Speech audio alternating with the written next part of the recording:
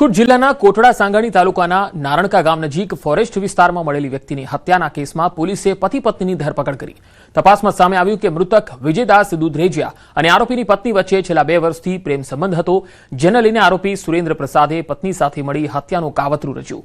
ઘરે બોલાવી સ્ટીલના પાઇપથી હુમલો કર્યા બાદ દોરીથી હાથ પગ બાંધી કારમાં લઈ જઈ કુહાડી વડે ગળા પર ઘા મારી હત્યા કરવામાં આવી। રાજકોટ ગ્રામ્ય એલસીબી અને કોટડા સાંગાણી પોલીસે સીસીટીવી ફૂટેજના આધારે આરોપીઓ સુધી પહોંચી હત્યામાં વપરાયેલ સ્ટીલનો પાઇપ, કુહાડી અને કાર કબજે કર્યા છે। મૃતક રિક્ષા ચાલક હતો અને પોતાના વૈવાહિક જીવનથી અલગ રહેતો હોવાનું સામે આવ્યું। હાલ પોલીસે આરોપી દંપતીની વધુ પૂછપરછ હાથ ધરી છે। તાત્કાલિક 2 આરોપીઓ સુરેન્દ્ર બિહારી પ્રસાદ અને રીતા સુરેન્દ્ર બિહારી પ્રસાદ નાઓને અટક કરવામાં તાત્કાલિક કરી અને કોટડા સાંગાણી પોલીસ સ્ટેશનને વધુ તપાસ માટે સોંપવામાં આવેલ છે। સ્વિફ્ટ કાર પણ કબજે કરવામાં આવેલ છે અને વધારે તપાસ ઊંડાણપૂર્વકની હાલમાં કોટડા સાંગાણી પોસ્ટ દ્વારા ચાલુ છે। મહેસાણા જિલ્લા માધ્યમિક શિક્ષક સંઘ દ્વારા વસ્તી ગણતરી કામગીરીમાં ઊભી થયેલી વિસંગતતા અને સર્વે કામગીરીના વિરોધમાં આવેદનપત્ર આપવામાં આવ્યું। શિક્ષકોમાં સિનિયર અને જુનિયરની ખોટી નિમણૂક તથા નિવૃત્તિને નજીક આવેલા શિક્ષકોને પણ કામગીરી સોંપવામાં આવતા અસંતોષ જોવા મળ્યો। ઉપરાંત ધોરણ 10 બાદ વિદ્યાર્થીઓના ડ્રોપઆઉટ સર્વેની કામગીરી પણ શિક્ષકોને સોંપાતા વિરોધ વ્યક્ત કરવામાં આવ્યો। સમગ્ર મામલે મહેસાણા જિલ્લા વસ્તી ગણતરી અધિકારી અને અધિક કલેક્ટરને આવેદનપત્ર આપી યોગ્ય કાર્યવાહી કરવાની માંગ કરવામાં આવી। વસ્તી ગણતરીની વિસંગતતા બાબતે આવેદનપત્ર આપ્યું છે। 4-5 મહિના કેટલાક શિક્ષકોને વાર છે, એવા નિવૃત્ત થતા શિક્ષકોને પણ વસ્તી ગણતરીનો આદેશ થયો છે, તો આટલી ગરમીમાં એમને આરોગ્યને જોખમ છે, તો એવા શિક્ષક મિત્રોને નો આદેશ રદ થાય અને એની જગ્યાએ બીજા કોઈ કામગીરી બીજાને સોંપાય, એના માટેની અમારી એક રજૂઆત હતી। જે વસ્તી ગણતરી, ચૂંટણી અને ડ્રોપઆઉટ સર્વે, એમાં હંમેશા અમારા શિક્ષકો સતત તૈયાર છે। આજ સુધીમાં ચીવટપૂર્વક કામગીરી કરી છે, અમે તૈયાર છે, પણ અમારી વિસંગતતાઓ દૂર થવી જોઈએ। પોરબંદરની જેવી ગોઢાણીયા પ્રાથમિક શાળામાં ફી બાકી હોવાના કારણે કેટલાક વિદ્યાર્થીઓને પરિણામ ન આપવાની ઘટનાએ વિવાદ ઉભો કર્યો। વાલીઓ ફી ચૂકવી શક્યા ન હોવાથી શાળા દ્વારા પરિણામ રોકવામાં આવ્યું હોવાનો આક્ષેપ થયો છે।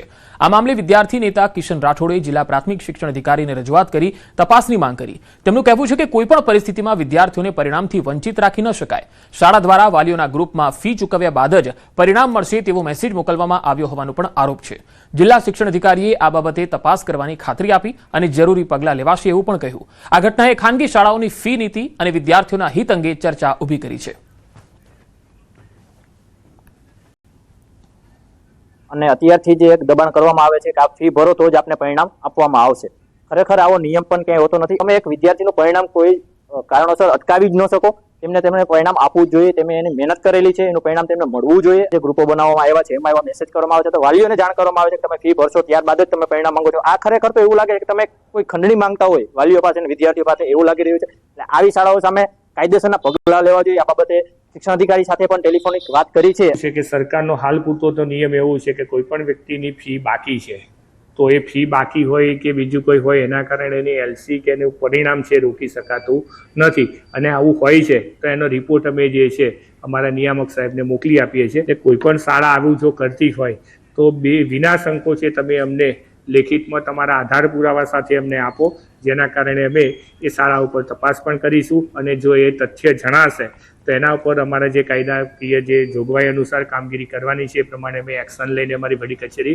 મોકલી આપવાની પૂરેપૂરી આપના માધ્યમથી અમે ખાતરી આપીએ છીએ। અરવલ્લીના મોડાસામાં દબાણ દૂર કરાયું। માલપુર રોડ પર આવેલા રોકડિયા હનુમાન મંદિરના દબાણો સ્વૈચ્છિક રીતે હટાવાયા। સુપ્રીમ કોર્ટના આદેશનો આદર કરી સાધુ સંતો અને ભક્તોએ સ્વૈચ્છિક રીતે આ દબાણો હટાવ્યા હતા। વિસ્તારના અન્ય દબાણો પણ સત્વરે દૂર કરવાની સ્થાનિકોએ માંગ કરી હતી। સુપ્રીમ કોર્ટની ગાઈડલાઈન મુજબ દબાણ હટાવવાનું આરએનબીના અધિકારીએ કીધેલું કે ભાઈ આટલું દબાણ છે તમારું, આટલું દબાણ તમે ખુલ્લું કરી નાખો। આજે જાતે પ્રક્રિયા અમે જાતે હાથ ધરેલી છે સુપ્રીમ કોર્ટની ગાઈડલાઈન મુજબ। અમદાવાદના શાહીબાગમાં એએમસીની મોટી કાર્યવાહી। નમસ્કાર સર્કલ પાસે પ્રી મોન્સૂન કામગીરી દરમિયાન એએમસીની ટીમે સવારના રાઉન્ડ દરમિયાન ગેરરીતિ ઝડપી પાડી। કેચપીટમાં ફૂડ વેસ્ટ નાખવાને કારણે વરસાદી પાણીના નિકાલમાં અવરોધ સર્જાતો હોવાનું સામે આવતા તંત્રએ કડક વલણ અપનાવ્યું અને સોલિડ વેસ્ટ વિભાગ દ્વારા તાત્કાલિક કાર્યવાહી કરી સંબંધિત દુકાનને સીલ કરવામાં આવી। એએમસીએ સ્પષ્ટ સંદેશ આપ્યો કે જાહેર સ્થળે કચરો નાખનાર સામે હવે કોઈ ઢીલાશ નહીં રાખવામાં આવે। પાણી ભરાવાની સમસ્યા અટકાવવા પ્રી મોન્સૂન કામગીરી અંતર્ગત તંત્ર સતત એક્શનમાં જોવા મળ્યું।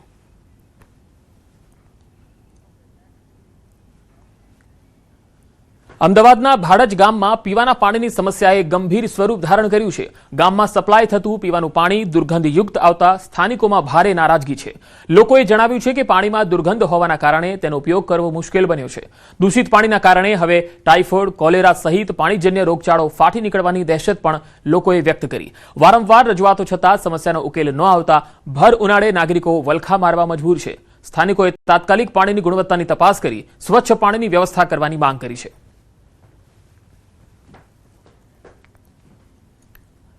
અમદાવાદમાં કમોસમી વરસાદે એએમસીની પ્રી મોન્સૂન કામગીરીની પોલ ખુલ્લી કરી નાખી. સામાન્ય વરસાદમાં જ શહેરના અનેક રસ્તાઓ પર ભૂવા પડ્યા. વાસણા મેટ્રો સ્ટેશન નીચે વધુ એક ભૂવો પડતા વાહન ચાલકો હેરાન પરેશાન થયા. કમોસમી વરસાદ બાદ શહેરના અનેક વિસ્તારોમાં 8થી વધુ ભૂવા પડ્યાની ઘટનાઓ સામે આવી, જેના કારણે એએમસીના વિકાસના દાવા ઉપર સવાલ ઉઠી રહ્યા છે. વરસાદ પડતા જ રસ્તાઓ ધસી પડતા સ્થાનિકોમાં ભારે રોષ જોવા મળ્યો. ખાસ કરીને વાસણા વિસ્તારમાં પડેલા ભૂવાના કારણે ટ્રાફિક વ્યવસ્થામાં ભારે અસર પહોંચી. લોકો સુરક્ષાને લઈને ચિંતિત બન્યા. ટ્રાફિક તો બહુ જ થાય છે. સવાર થાય બંને પીક અવર્સમાં વધારે ટ્રાફિક થાય છે.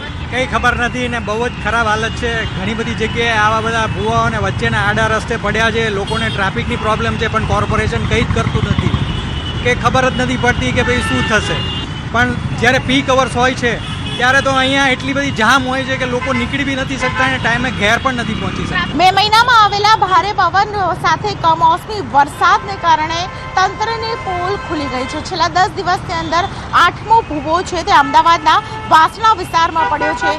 વાસણા વિસ્તારમાં મેટ્રો સ્ટેશનની નજીક આ પ્રકારે ભૂવો પડતા ટ્રાફિકની સમસ્યા છે તે સામે આવી છે. પ્રી મોન્સૂનની કામગીરીની પોલ પણ ખુલી ગઈ છે અને તેને કારણે ખાસ કરીને શહેરીજનોને પરેશાન થતા જોવા મળી રહ્યા છે. ભૂવાને કારણે આસપાસના વાહન ચાલકો અને રાહદારીઓને મોટી મુશ્કેલી પડી રહી છે. તંત્ર દ્વારા ભૂવાની આસપાસ હાલ બેરિકેડિંગ તો લગાવી દેવામાં આવ્યું છે, પરંતુ તેને કારણે મુખ્ય માર્ગ ઉપર ભૂવો પડવાને કારણે આપ જોઈ રહ્યા છો કે ટ્રાફિક જામની સમસ્યાથી લોકો પરેશાન થતા હાલ જોવા મળી રહ્યા છે. સવારનો સમય છે, પિકઅપ અવર્સની અંદર સૌથી વધારે અહીં ટ્રાફિક જામની સ્થિતિ છે તે જોવા મળી રહી છે. તેને કારણે ખાસ કરીને ભૂવાને કારણે તેનું હવે સમારકામ ક્યારે થશે તે હવે આગામી સમય બતાવશે, પરંતુ ત્યાં સુધી શહેરીજનોએ આ ટ્રાફિકમાંથી પસાર થવું પડશે અને પરેશાનીનો ભોગ બનવું પડશે. કેમેરા પર્સન શંકર રાઠોડ સાથે દીપિકા કુમાર, ન્યૂઝ 18 ગુજરાતી, અમદાવાદ.